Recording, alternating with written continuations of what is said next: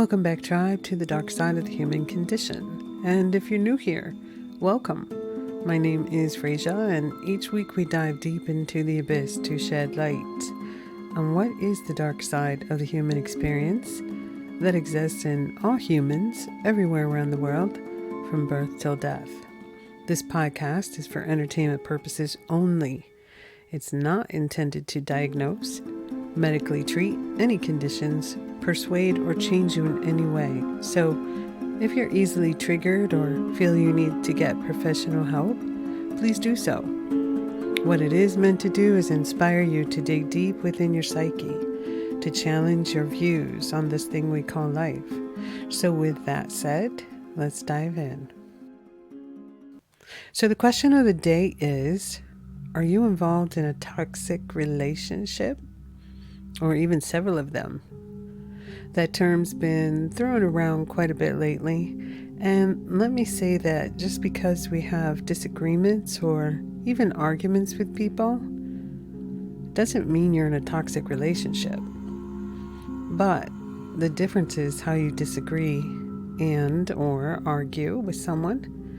It's key to a toxic situation and or a healthy one. Actually, healthy relationships can and will come to points where there are disagreements or argumentative episodes. That's normal and yes, healthy. No relationship is 100% happy all of the time, that's true. But with that being said, it can be functional and loving even through the rough patches. It should never be about when you argue, one or both of you always gets defensive, or never acknowledging that the other person has some valid points. We all have at least some valid points, no matter how skewed some may be. I believe that all people should have the right to be heard, and not only heard, but acknowledge that each person most likely has valid points, because you're not in a relationship with just yourself. There is always another side of the argument. Many times it may just be when you argue, you just blame each other rather than accepting some of the blame, and that can easily escalate into threats or ultimatums. Some people can't resist playing the blame game, as they constantly complain about what isn't working in their life. They may blame you or everyone else they know, and yet they get energy from complaining and dumping their frustrations on you. As humans, we have individual ideas as to what we expect from other people in our lives, and sometimes that's where the opportunity arises to confront those differences, but in a healthy manner. Unfortunately, more often than not, that isn't always the case. So let's break it down today as we just what qualifies, as we discover what qualifies as a toxic relationship. In order to know if you're involved with the toxic people, we must first understand what that phrase means, as we've been hearing about it quite a bit over the past several years. And today we're going to take a look at what it means and how might we take some steps to deal with it, or find some options to remove yourself from such situations. So what is the definition of a toxic relationship, you ask?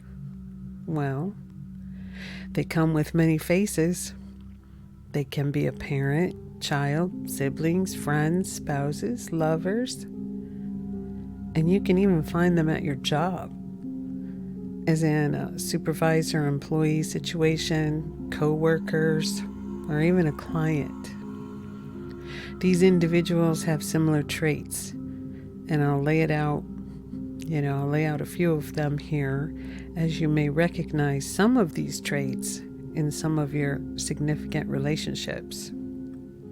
One may be that person who is always critical, everything about you, as in you can never do or say anything right, from the job you have, the clothes you wear, too much or not enough makeup, the food you cook or eat, you're too fat, you're too skinny, the friends you have, or even your family members that your significant doesn't care for. Sometimes they may actively try to cut you off from your support network of family or friends. Isolation from your support circle. It's usually where it begins. They make you prove your love and commitment to them. They make you choose them over someone else, or something they want over something you want. Often, this turns into a divide and conquer dynamic, in which the only choice is them, even to the point of requiring you to cut off other meaningful relationships in your life to satisfy them. You see, it's much easier to control another person if you eliminate their support system. Think about those times when you want to talk about something that's important. You don't feel able to get their attention. They ignore you, may laugh at you, laugh it off as if you're being too sensitive, making a big deal out of nothing. Sound familiar? Nothing about you is ever good enough. Constantly stripping away at your self-confidence, your self-esteem, making you feel guilty if you don't do what they want. This person can be hazardous to your health. They're sometimes referred to as the shamer, and they may cut you off, put you down, reprimand you, make fun of your ideas in front of others. They often ignore boundaries and may try to convince you that this criticism is good for you, it's for your own good.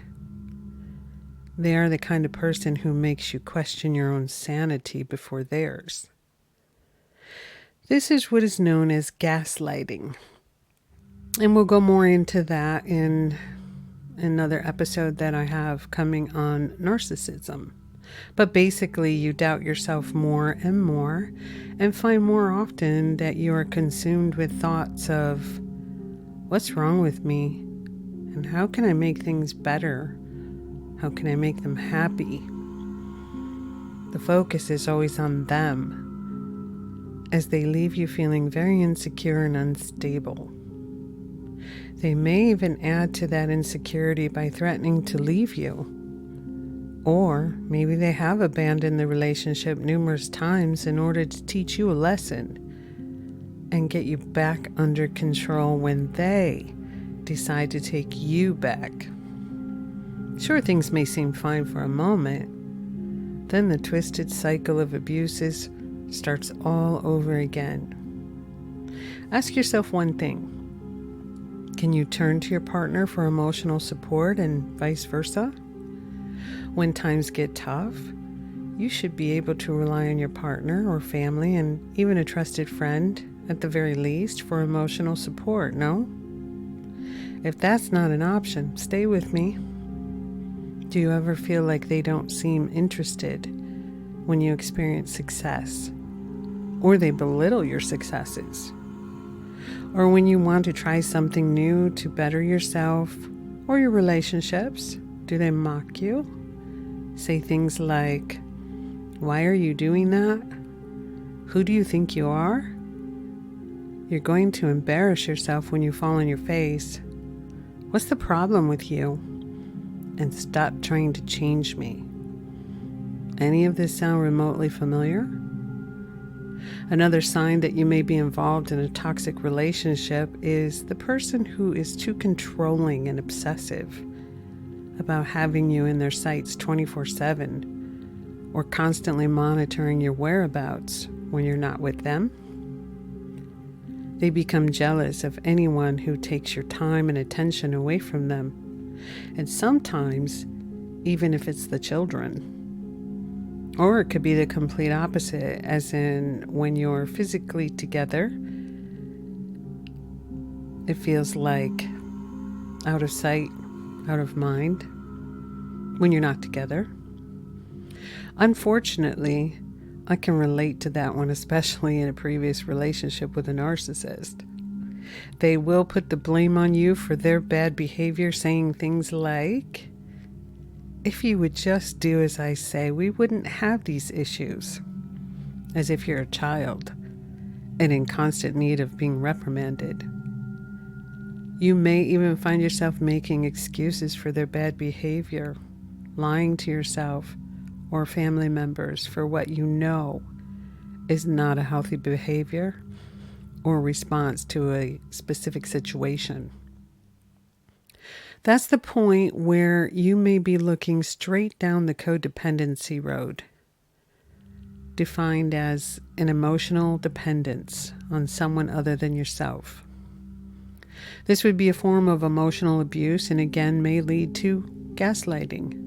Remember, it's that behavior toxic people do to make you feel like you're going crazy, yet you know you're not. But after enough of this, you start questioning your sanity. They may even blame you for them hurting your feelings, or worse, hurting you physically. You worry that this toxic person in your life might get so angry that they'd hurt you or others or even themselves.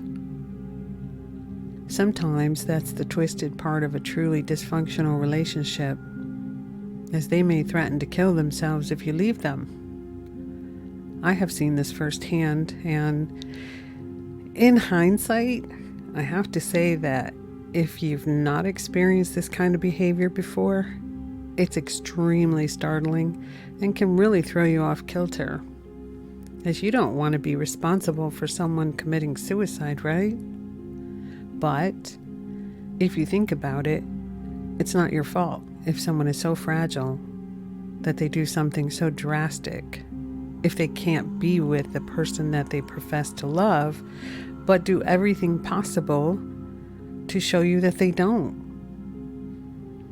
We cannot be beholden by someone who is hurting us mentally and or physically just because they may off themselves.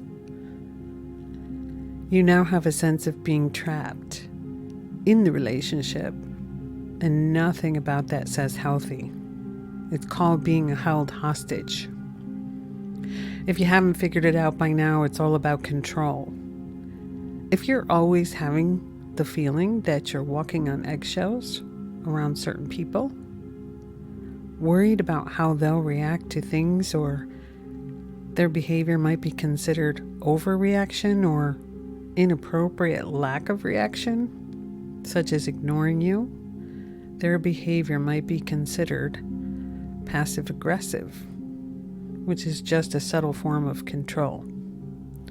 Passive aggression is motivated by a person's belief that expressing anger directly will only make their life worse. The passive-aggressive person uses a phrase like fine and whatever to express anger indirectly and to shut down direct, emotionally honest communication.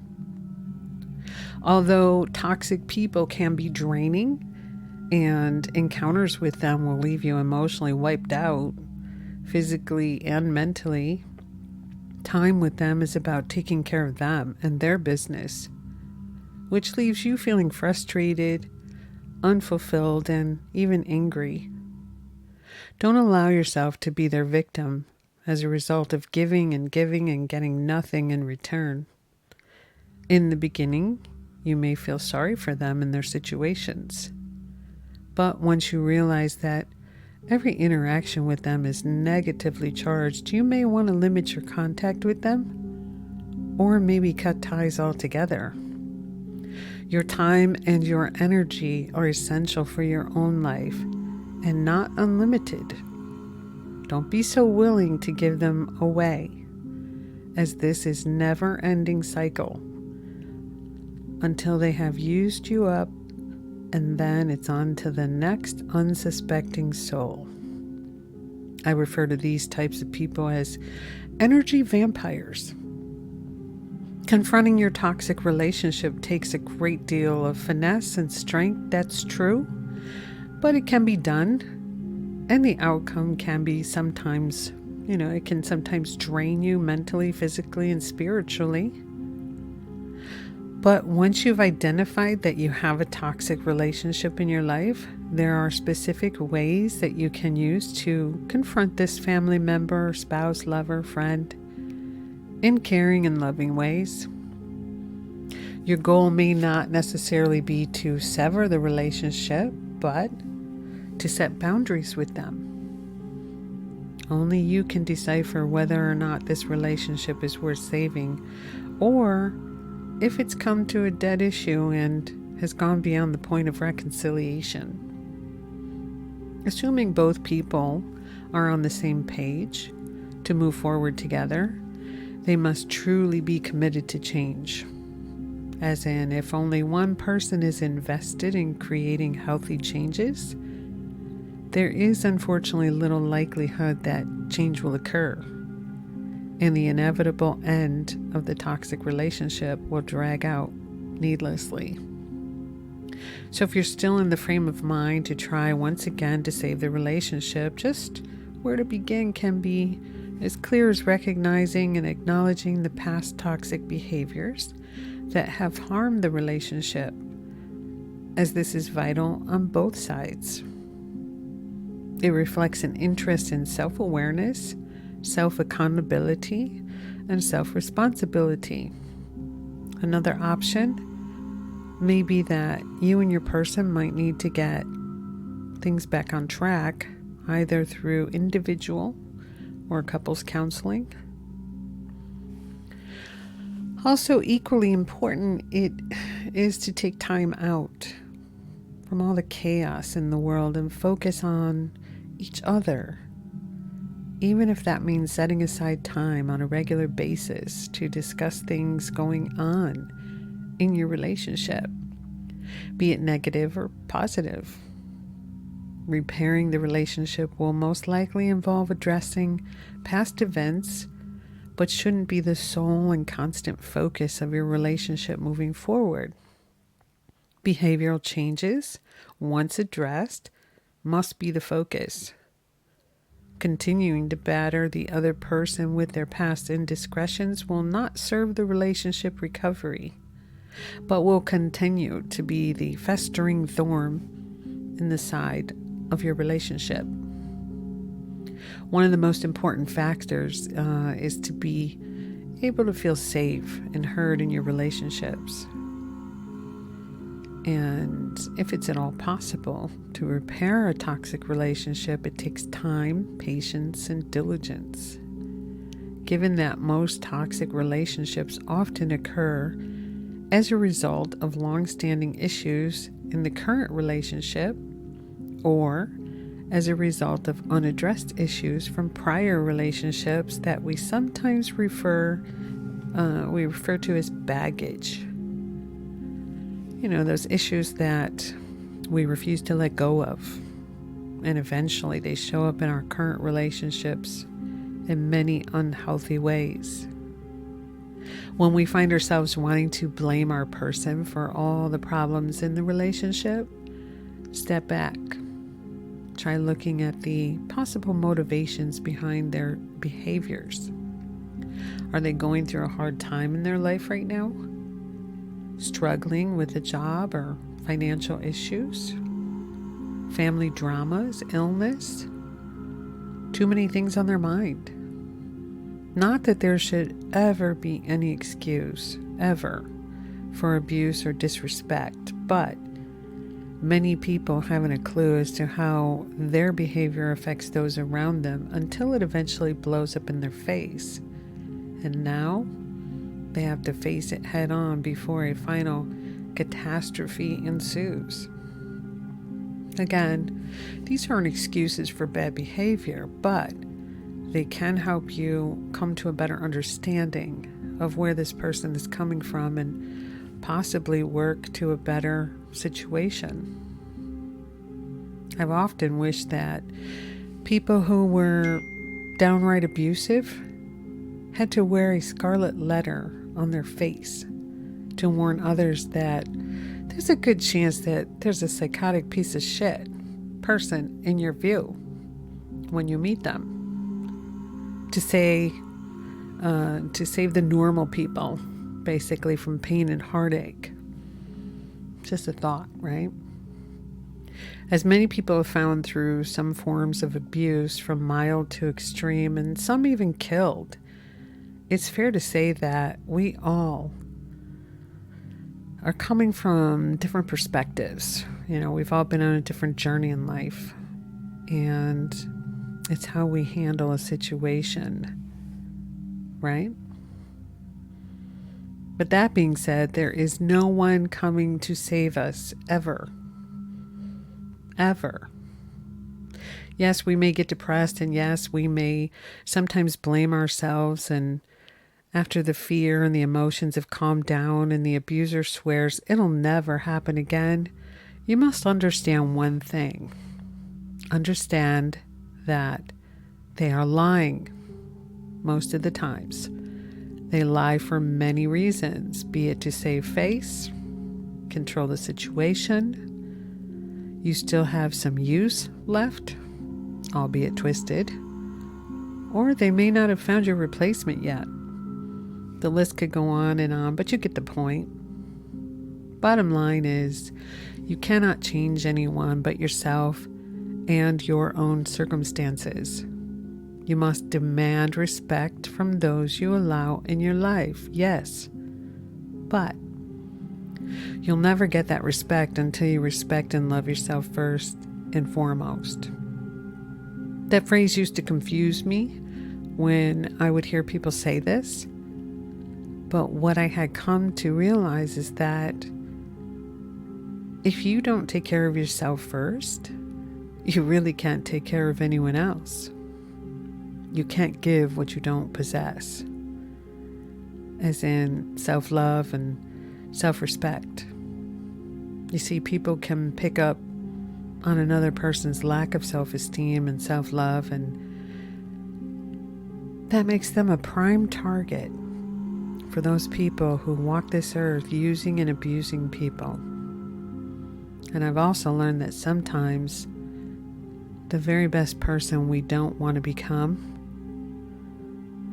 we can become just like them. Not because we are like them at our core. We become like them for our very survival.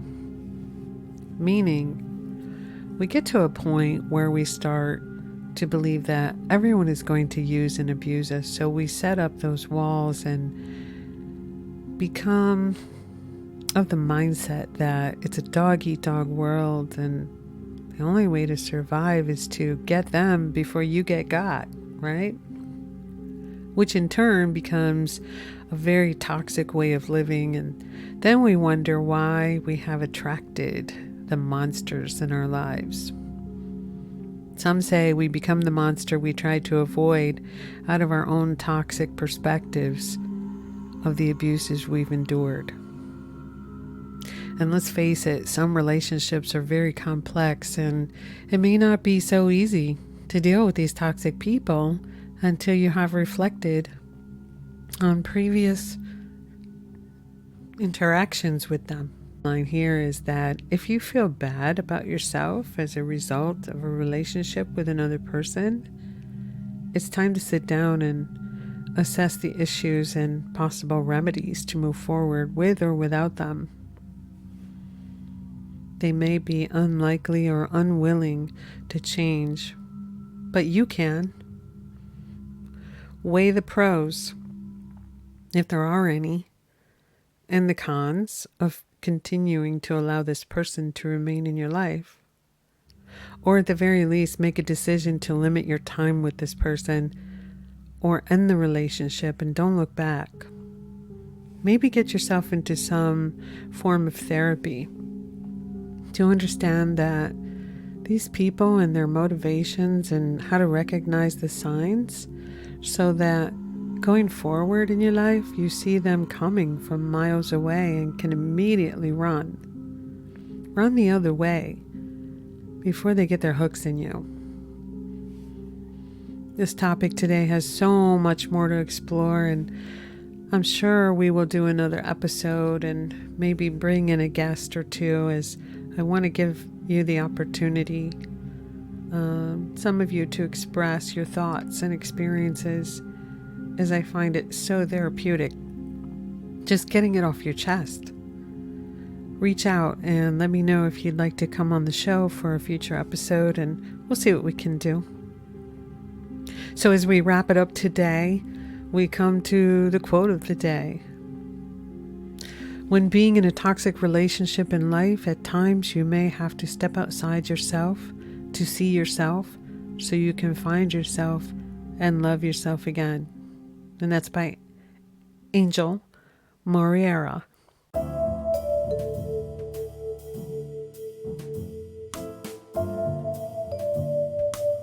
As we come to the end of the show today, I hope I've enticed your mind just a little bit.